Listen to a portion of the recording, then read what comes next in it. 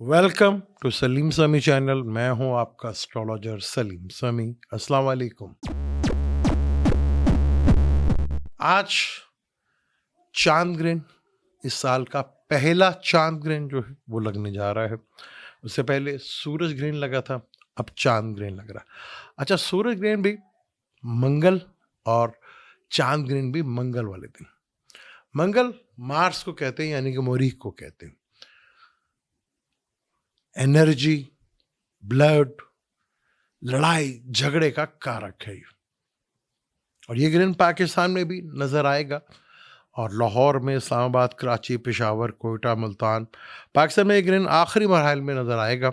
क्योंकि पाकिस्तान में ये ग्रहण शुरू होगा वो दोपहर 1:50 पे शुरू होगा, और मुकम्मल ग्रहण जो है शाम 4:04 पे और 5:02 तक ये मुकम्मल ग्रहण रहेगा। और जब इसका आखिरी जो लम्हात होंगे या आखिरी इख्तिताम का जो होगा वो शाम 7:28 होंगे। और पाकिस्तान में जो सनसेट होता है वो करीबन जो है 6 बजे के करीब हो जाता है।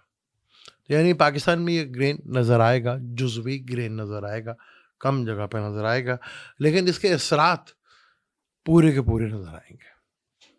अब दुनिया इस तरह ग्लोबल है कि असरात पूरी दुनिया में इसके नज़र आते हैं।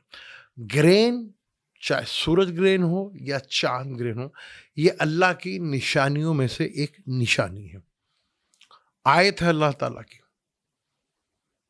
और मून जिसका ताल्लुक इमोशंस, हमारे जज्बात से होता है, इमोशंस से होता है, फीलिंग्स से होता है, ख़ास तौर पर फीमेल का कारक भी माना जाता है। तो इमोशंस बड़े डिस्टर्ब हो सकते हैं।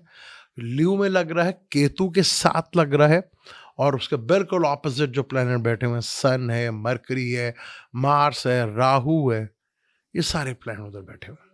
तो ये ग्रहण बड़ी अहमियत रखता है। 12 जोडिक के ऊपर इसके क्या असरात पड़ेंगे वो बड़ा इंपॉर्टेंट है। 12 जोडिक के ऊपर इसके क्या असरात, उसके ऊपर डिटेल के साथ टू द पॉइंट बात करते हैं कि 12 जोडिक के ऊपर इसके क्या असरात जो है वो देखने को मिल सकते हैं। बुर्ज हमल के ये 5वें घर में लग रहा है, जहां 5वां घर आपकी थॉट्स का घर होता है, आपकी क्रिएटिविटी का घर होता है, और औलाद का घर होता है, लव अफेयर्स का घर होता है। वहां पे केतु और मून बैठे हैं। 4th हाउस का मालिक है आपका, अपने से दूसरे घर में लग रहा है। तो अपना माइंड को बड़ा कंट्रोल रखिएगा। औलाद को लेके थोड़ा सा आपको टेंशन आ सकती है, लेकिन कोई ना कोई क्रिएटिविटी भी ज़रूर आएगी। मदर को लेके कोई हेल्थ प्रॉब्लम ज़रूर हो सकती है, इस चीज़ का ज़रूर ख्याल रख लीजिए। पीस ऑफ माइंड थोड़ा डिस्टर्ब हो सकता है, लेकिन चीज़ें अगर कंट्रोल में रखेंगे, क्योंकि मार्स मून के ऊपर केतु का असर है, तो बाकी 5 प्लैनेट का भी बुरा असर देखने को मिलेगा, जो बिल्कुल ऑपोजिट बैठा हुआ है। तो ये हिट ज़रूर करेगा। तो यहाँ पे ये चीज़ों को कंट्रोल में लेकर चलेंगे तो अगर इसके साथ आपको अगले ग्रहण तक देखने को ज़्यादातर मिल सकते हैं। तो बहुत केयरफुल होकर चीज़ों को चलना है। लगन का मालिक 11th में, फिर 12th में भी जाएगा। लगन में आने में उसको काफ़ी जून तक या जुलाई का टाइम लग जाए, तो बहुत केयरफुली होकर चीज़ों को हैंडल करना है आपने। टॉरस की बात करें तो टॉरस के ये 4th हाउस में लग रहा है। 4th of peace of mind का होता है। काल पुरुष कुंडली में मून का घर भी 4th हाउस ही होता है। केतु 4 हाउस पे और मून उधर बैठा, जो कि तीसरे घर का मालिक है।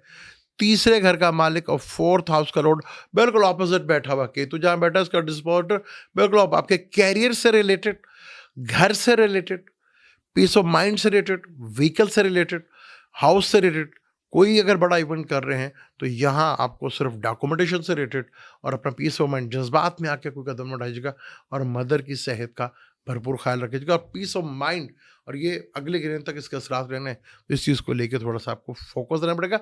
3rd आपकी हिम्मत और करिश का मालिक है, सिबलिंग्स का भी मालिक है केतु के साथ। जरा कंट्रोल में रखिएगा अपने आप को।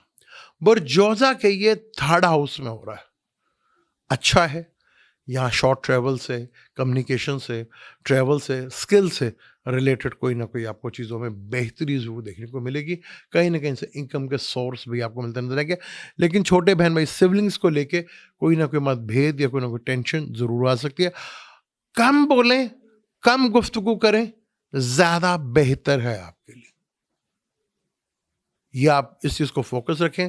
शॉर्ट ट्रैवल से, सिबलिंग से और ऑनलाइन से रिलेटेड आपको कहीं ना कहीं बेनिफिट फ़ायदा ज़रूर मिल सकता है, लेकिन कम बोलना आपके लिए फ़ायदेमंद रह सकता है। यहाँ जज़्बात में आके कि इमोशन है ना, जज़्बात और आपका खाना माल का मालिक है, तो कहीं न कहीं इनकम के सोर्स भी आपके बनते हुए नज़र आएँगे। कैंसर की बात करते हैं तो फलक का 4th हाउस का घर कैंसर ही है, आपके दूसरे घर का मालिक है और आपके दूसरे घर में हो रहा है। दूसरा घर फैमिली का होता है, फाइनेंस का होता है, आपकी बोलचाल का होता है। तो यहाँ बहुत केयरफुल होकर आपको अपनी गुफ्तगू में बहुत ज़्यादा एहतियात करनी है।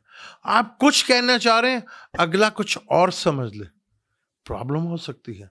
आपका लगन का मालिक दूसरे घर में बैठा है, जहाँ सोच सिर्फ पैसे की और फैमिली को लेकर होगी, तो यहाँ ज़्यादा इमोशनली अपने आप को कंट्रोल रखिएगा और चीज़ों को अपने ऊपर सवार करने की ज़रूरत नहीं है। कंट्रोल में रहिएगा, लेन-देन करते हुए बहुत ज़्यादा एहतियात कीजिएगा, बहुत ज़्यादा, क्योंकि 8वें घर में आपके सारे प्लान बैठे हुए हैं। तो कोई ना कोई परेशानी या प्रॉब्लम्स, कोई माज़ी की चीज़ उठ के दोबारा खड़ी हो सकती है, तो बहुत केयरफुल होके आराम से चीज़ों को हैंडल करना।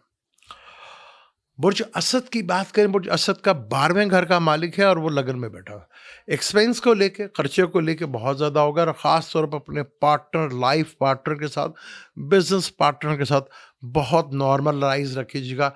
ये चीज़ आपको थोड़ा पैनिक कर सकती है, थोड़ी सूरत हाल डिस्टर्ब कर सकती है। देख लीजिएगा इसका असर काफ़ी देर तक रहेगा। इस ग्रहण के असरात आपकी लाइफ और पर्सनल लाइफ में डिस्टर्ब कर सकते हैं। पब्लिक इमेज का घर भी यही है आपका, बिजनेस का घर भी यही है, तो बिजनेस से रिलेटेड बड़े सोच समझ के फैसले और अपने पब्लिक इमेज को भी बहुत कंट्रोल। 8वां का स्कैंडल का भी होता है, सारे प्लैनेट उधर मूव होने हैं, तो बहुत केयरफुल होकर अपने आप को नॉर्मलाइज रखिएगा और एक्सपेंस का जो है वो खर्चा आपके जहन में लगा रहेगा।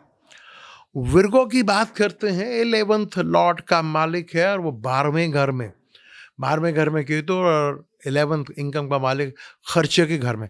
खर्चा तो होगा, लेकिन कोशिश कीजिएगा कि आपका खर्चा जो है वो हॉस्पिटल या मेडिकल स्टोर पे ना हो, तो ज़्यादा अच्छी बात है।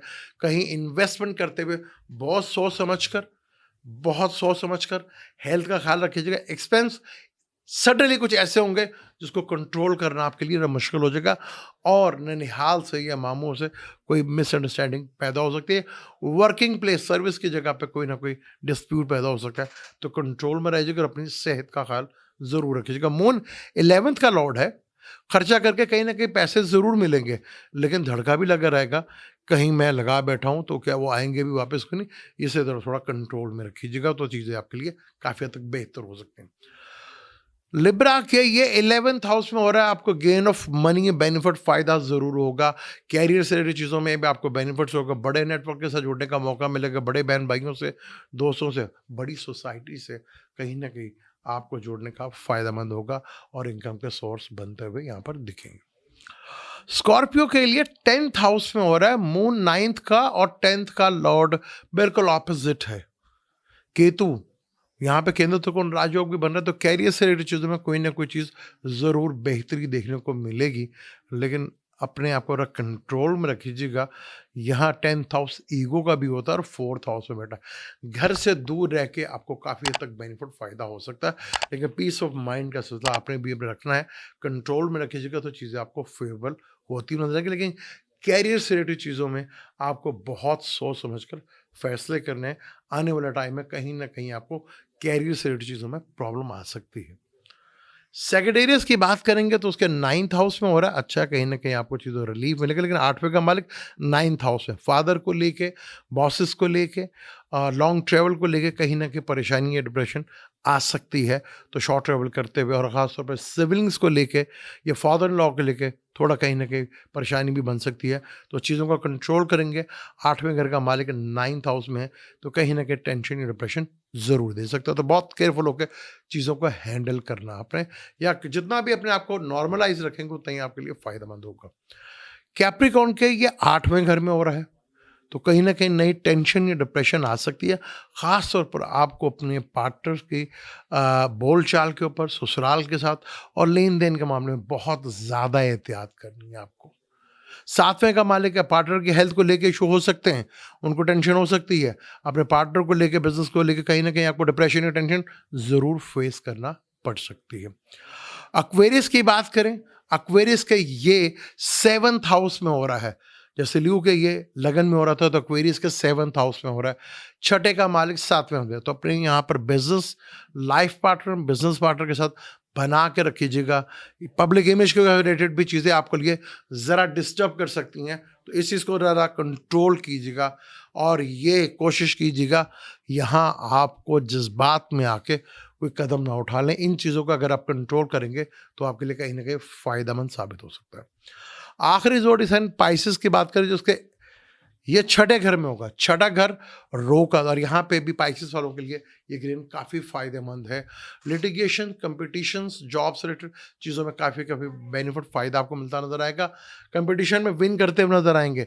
ग्रेन कहीं न कहीं आपके दुश्मनों को अपने आप ही नाश करेगा, बेहतर करेगा, लेकिन आपको अपनी थोड़ा सेहत से रिलेटेड ख्याल रखना है। 5th का लॉर्ड है थॉट्स का, क्रिएटिविटी का, औलाद का, इनसे रिलेटेड कहीं न कहीं प्रॉब्लम ज़रूर फेस करना पड़ सकती है, लेकिन जिस बात पे कंट्रोल रखिएगा तो चीज़ें ये ग्रेन आपको कहीं न कहीं बेनिफिट फ़ायदेमंद ज़रूर होगा आपके लिए। ये ग्रेन पाकिस्तान में तो जुज़वी तौर पे नज़र आएगा, लेकिन दुनिया भर में ये ग्रेन के असरात काफ़ी गहरे नज़र आएँगे। और जब ये पूरी दुनिया में नज़र आएगा तो सुबह 8:05 के बस, और रात के वो शुरू होगा वहाँ पे तो रात होगी मुकम्मल, वहाँ पे रात 11:04 पे होगा और 12:02 तक ये कंप्लीट है गया, और अख्ताम जो है रात के जो है वो 2 बजे के करीब होगा।